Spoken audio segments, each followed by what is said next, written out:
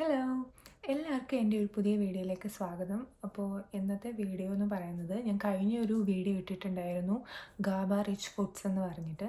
അപ്പോൾ ഞാനിപ്പം കൂടുതലായിട്ടും ഫോക്കസ് ചെയ്യുന്നതെന്ന് വെച്ച് കഴിഞ്ഞാൽ നമുക്കിപ്പം കുറേ നമ്മുടെ ലൈഫ് സ്റ്റൈൽ കൊണ്ടിട്ടും പിന്നെ അത് മാത്രമല്ല പുതിയ പുതിയ അസുഖങ്ങളൊക്കെ വന്നുകൊണ്ടിരിക്കുകയാണ്.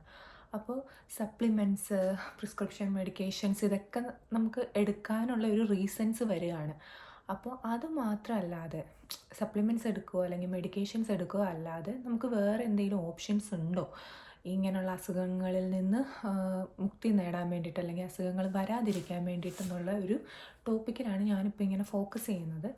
അപ്പോൾ അങ്ങനെയാണ് ഞാൻ ഗാബ റിച്ച് ഫുഡ്സ് സ്ട്രെസ് ആങ്സൈറ്റിക്ക് വേണ്ടിയിട്ടുള്ള ഗാബ റിച്ച് ഫുഡ്സ് എന്ന് പറഞ്ഞ വീഡിയോ ചെയ്തത്. അത് കഴിഞ്ഞിട്ട് ഇപ്പോൾ ഇന്നത്തെ വീഡിയോ എന്ന് പറയുന്നത് അശ്വഗന്ധ എന്ന് പറഞ്ഞ പ്ലാന്റിനെ പറ്റിയിട്ടാണ്.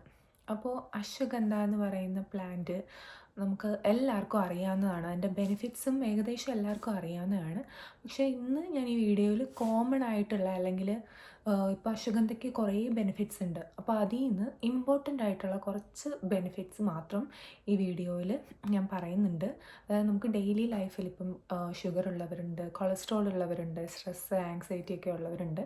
അപ്പോൾ അങ്ങനെയുള്ളതിൽ അശ്വഗന്ധ എന്ന് പറഞ്ഞ പ്ലാന്റിന് എന്തെങ്കിലും റോൾ ഉണ്ടോ എന്നാണ് ഈ വീഡിയോയിൽ നോക്കാൻ പോകുന്നത്. അപ്പോൾ ആദ്യം തന്നെ അശ്വഗന്ധ നമ്മുടെ ഇന്ത്യൻ ആയുർവേദിക് മെഡിസിനിൽ ഭയങ്കരമായിട്ട് യൂസ് ചെയ്യുന്ന ഒരു ഹെർബൽ പ്ലാന്റ് ആണ്. ഇത് നമ്മുടെ ഇന്ത്യയിലും മിഡിൽ ഈസ്റ്റേൺ ചില രാജ്യങ്ങളിലും ആഫ്രിക്കയിലെ ചില പാർട്സിലും ആണ് വളരുന്നത് മെയിനായിട്ട്. അപ്പോൾ ഇതിൻ്റെ റൂട്ടാണ് കൂടുതലായിട്ടും മെഡിസിനൽ യൂസസിന് വേണ്ടിയിട്ട് ഉപയോഗിക്കുന്നത്. അപ്പോൾ അടുത്തായിട്ട് നമുക്ക് എന്തൊക്കെയാണ് ഈ അശ്വഗന്ധയ്ക്ക് ഉള്ള യൂസസ് എന്ന് നോക്കാം.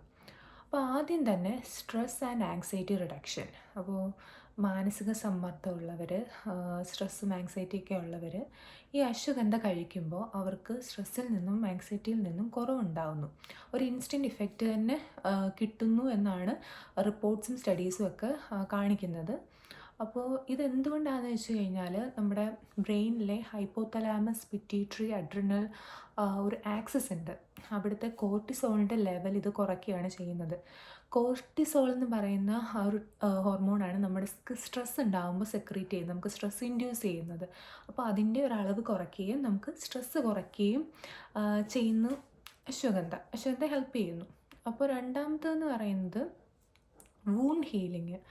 വൂണ്ട് ഹീലിങ്ങിന് അശ്വഗന്ധ ഒരു റോളുണ്ട്. നമുക്ക് മുറിവുകൾ ഉണ്ടാകുമ്പം ഇതിന് ഫൈബ്രോബ്ലാസ്റ്റ് ആക്ടിവിറ്റി കൂടുതലായതുകൊണ്ട് വൂണ്ട് ഹീലിങ്ങിനും ഉപയോഗിക്കുന്നുണ്ട്. മൂന്നാമതായിട്ട് ബ്ലഡ് ഷുഗർ ലെവലിന് റെഗുലേറ്റ് ചെയ്യാൻ അല്ലെങ്കിൽ ബ്ലഡ് ഷുഗർ റെഗുലേറ്റ് ചെയ്യാൻ. അപ്പോൾ ഇതെങ്ങനെയാണ് ബ്ലഡ് ഷുഗർ റെഗുലേറ്റ് ചെയ്യുന്നതെന്ന് വെച്ച് കഴിഞ്ഞാൽ ഇൻസുലിൻ സെൻസിറ്റിവിറ്റി കൂട്ടിക്കൊണ്ട്. അപ്പോൾ ഇൻസുലിൻ സെൻസിറ്റിവിറ്റി കൂട്ടും. അതുമാത്രമല്ല നമ്മുടെ ബ്ലഡ് ഷുഗർ അല്ലെങ്കിൽ ബ്ലഡിലെ ഷുഗർ ഗ്ലൂക്കോസ് അപ്ടേക്ക് ചെയ്യും, അപ്ടേക്ക് ചെയ്യും നമ്മുടെ മസിലിലേക്ക്. അപ്പം നമ്മുടെ മസിൽ ആ ഷുഗർ അല്ലെങ്കിൽ ഗ്ലൂക്കോസ് വെച്ചിട്ട് ആക്ടിവിറ്റീസ് നടത്തും. അപ്പോൾ നമ്മുടെ ബ്ലഡിൽ ആ ഗ്ലൂക്കോസ് ഉണ്ടാവില്ല, മസിലിലേക്ക് പോകും, അങ്ങനെ ബ്ലഡ് ഷുഗർ കുറയും. അതിന് നമ്മുടെ അശ്വഗന്ധ ഹെൽപ്പ് ചെയ്യുന്നതാണ്. പിന്നെ കൊളസ്ട്രോൾ ആൻഡ് ട്രൈഗ്ലിസറൈഡിൻ്റെ ലെവൽ കുറയ്ക്കാൻ. അപ്പോൾ കൊളസ്ട്രോളിൽ നിന്നും നമുക്ക് പ്രിവെൻഷൻ ഉണ്ടാകും, ബ്ലഡിലെ കൊളസ്ട്രോളിൻ്റെയും ട്രൈഗ്ലിസറൈഡിൻ്റെയും ലെവൽ കുറയുന്നതിലൂടെ. അടുത്തൊരു യൂസ് എന്ന് പറയുന്നത് ബ്രെയിൻ ഫങ്ഷൻ ബൂസ്റ്റ് ചെയ്യാനും കോഗ്നിറ്റീവ് ഫങ്ഷൻ ബൂസ്റ്റ് ചെയ്യാനും വേണ്ടിയിട്ടാണ്. ഈ അശ്വഗന്ധ ആൻറ്റി ഓക്സിഡൻ്റ് ആണ്. അപ്പോൾ നമ്മുടെ ബ്രെയിനിലെ ന്യൂറോൺസിനെ ഇത് പ്രൊട്ടക്റ്റ് ചെയ്യുന്നു ഓക്സിഡേറ്റീവ് ഡാമേജിൽ നിന്ന്. അതേപോലെ എന്തെങ്കിലും ക്ഷതം സംഭവിച്ചിട്ടുള്ള ന്യൂറോൺസ് ഉണ്ടെങ്കിൽ അതിനെ റീജനറേഷൻ നടത്തുന്നു. അതിന് ന്യൂറോൺ റീജനറേഷൻ ഹെൽപ്പ് ചെയ്യുന്നു. അതുകഴിഞ്ഞ് നമ്മുടെ ബ്രെയിൻ ഫങ്ഷനും കോഗ്നിറ്റീവ് ഫങ്ഷനും ഒക്കെ അശ്വഗന്ധ ഇമ്പ്രൂവ് ചെയ്യുന്നു. ലാസ്റ്റായിട്ട് മെഡിസിനൽ യൂസ് എന്ന് പറയുന്നത് ഹൈപ്പോതൈറോയിഡിസം ഉള്ള ആൾക്കാർക്ക് അശ്വഗന്ധ കഴിക്കുന്നതിലൂടെ തൈറോയിഡ് ഹോർമോണ് കൂടുന്നതായിട്ടും സ്റ്റഡീസ് കാണിച്ചിട്ടുണ്ട്. ഇനി അടുത്തതായി നമുക്ക് എന്തെങ്കിലും സ്കിൻ ബെനിഫിറ്റ്സ് അശ്വഗന്ധയ്ക്ക് ഉണ്ടോ എന്ന് നോക്കാം. ഈ അശ്വഗന്ധ നമ്മുടെ ശരീരത്തിലെ ഇൻഫ്ലമേറ്ററി പാത്വേസിനെ എല്ലാം ഇൻഹിബിറ്റ് ചെയ്യുന്നതുകൊണ്ട് നമ്മുടെ മുഖത്തിലുള്ള സെബം പ്രൊഡക്ഷൻ അശ്വഗന്ധ കുറയ്ക്കുന്നു. അതുവഴി നമുക്ക് ആക്നെ ഉണ്ടാവാതിരിക്കാൻ പ്രിവെൻറ്റ് ചെയ്യുന്നു. പിന്നെ അശ്വഗന്ധ ആൻറ്റി ഓക്സിഡൻ്റ് ആയതുകൊണ്ട് തന്നെ ആൻറ്റി ഏജിങ് പ്രോപ്പർട്ടീസ് ഉണ്ട്. മുഖത്തെ ഫൈൻ ലൈൻസ് ഒക്കെ മാറ്റുന്നു, റിങ്കിൾസ് എല്ലാം മാറ്റുന്നു. അതേപോലെ സ്കിന്നിലെ കോളജൻ പ്രൊഡക്ഷൻ കൂട്ടുന്നു.